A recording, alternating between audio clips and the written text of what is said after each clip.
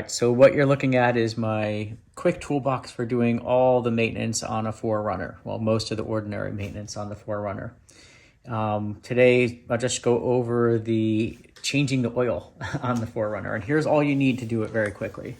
All right, you need a socket wrench, 3/8. You need a 10mm with an extension and a 12mm with extension. Now, I use the manual one for installing, but taking everything off, I have my Ryobi 3/8 drive, which makes things very quick. And you want to have your crush washers for your oil filter. And all this other stuff here is for other maintenance for the differential and transfer case, which I'm not going to be doing today. Again, I think this is the transfer case drain plug. You need that special 10mm hex. So this right here is my oil filter wrench. This is a really nice one.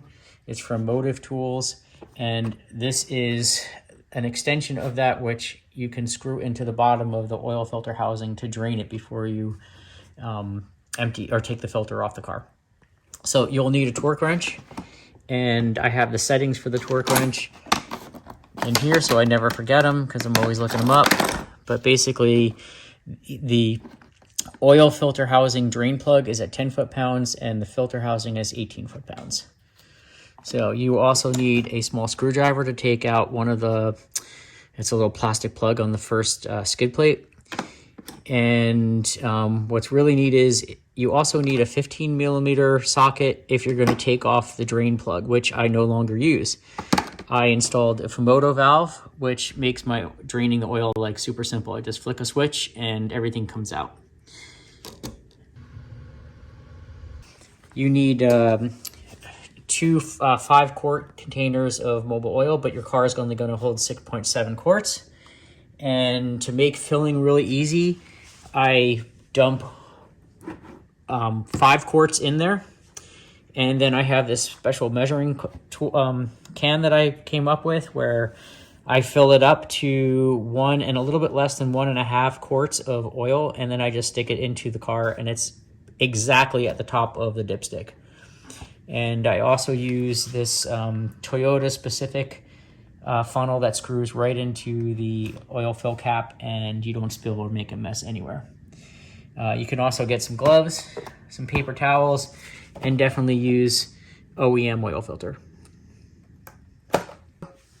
Okay, so if you probably noticed inside my toolbox are some really additional things. These are for the 30,000 mile and 60,000 mile maintenance.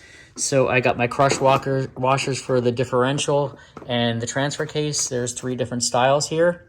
I also removed all the chrome caps on my rims because these things corrode and then ruin your TPMS sensors. I've replaced them with these plastic caps. Let's see, in the bottom here, I've got a grease gun for the propeller shaft and the drive shafts. So it's all loaded, ready to go, and I don't have to look for anything. These guys are some giant syringes I got off of Amazon, and these are used to drain the brake master cylinder reservoir. So you can take almost all of the brake fluid out with this and replace it with fresh stuff, and then do your brake line flush, as well as the power steering. I got one that's clean. They're both clean. They're unopened, unused, and I will write on here for brake fluid, and this one will be for power steering fluid.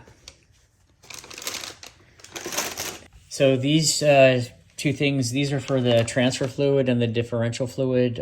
Filling it up, you can just transfer right out of your oil or your gear fluid, and it makes the job really easy. And this, if you're by yourself like I am, this is a self-bleeding kit, so you can just suck the brake fluid through the lines and not have a second man inside the car.